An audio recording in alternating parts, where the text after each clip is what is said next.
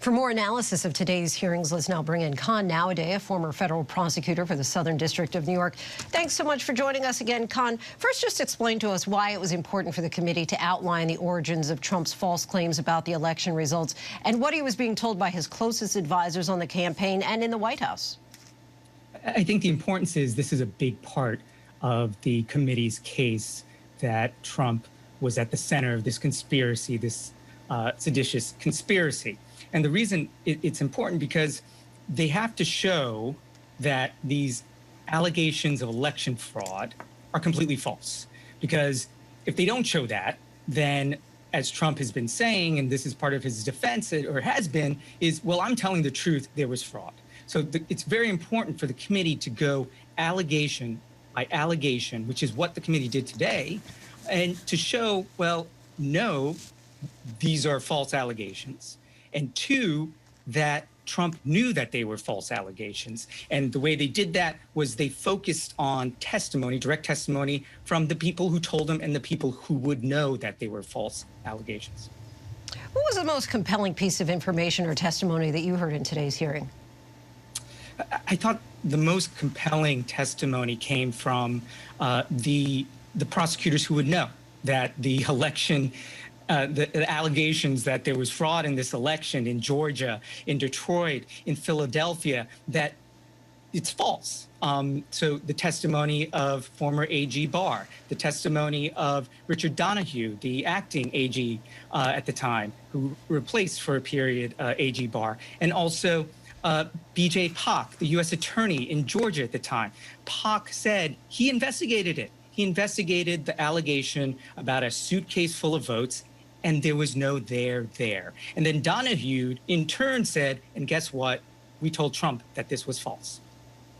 And we heard that line from former Attorney General Bill Barr saying that the former president was detached from reality if he believed his claims about the election. I'm curious, from a legal perspective, could that help or hurt the case against the president bearing any responsibility if his mental state was actually to the point where perhaps he believed the lies himself?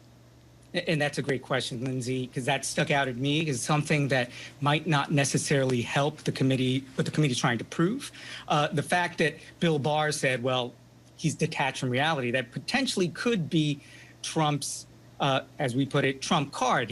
His defense could be, well, you know, I believed it in my soul, and even though it wasn't true, I truly believe those things to be true.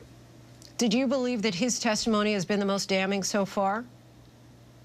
I think Barr's testimony has been the most damning so far because he provides both ends. He provides, one, the testimony that the Department of Justice looked into all of these fraud allegations and it's all rubbish. And then two, he provides the direct knowledge line to the president, the former president.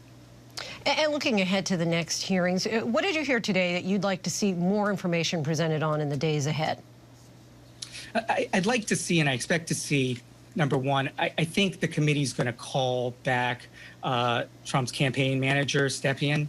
I think they were very disappointed that they had to go through at the last minute for, you know, very reasonable reasons, that they had to use deposition testimony instead of live testimony. So I think his wife was having a baby, right? Yes, exactly. And I think that was of course the right call to make. So I think they're going to call him back. I also am interested to see how they start teasing out who the members of this conspiracy are. They teased that out in their opening last Thursday when they pointed to that meeting with Giuliani, with Flynn, with Sidney Powell.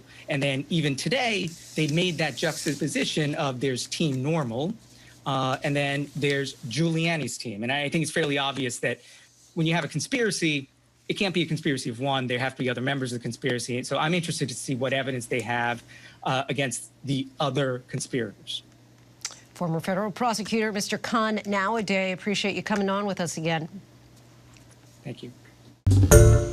Hi, everyone. George Stephanopoulos here. Thanks for checking out the ABC News YouTube channel. If you'd like to get more videos, show highlights, and watch live event coverage, click on the right over here to subscribe to our channel. And don't forget to download the ABC News app for breaking news alerts. Thanks for watching.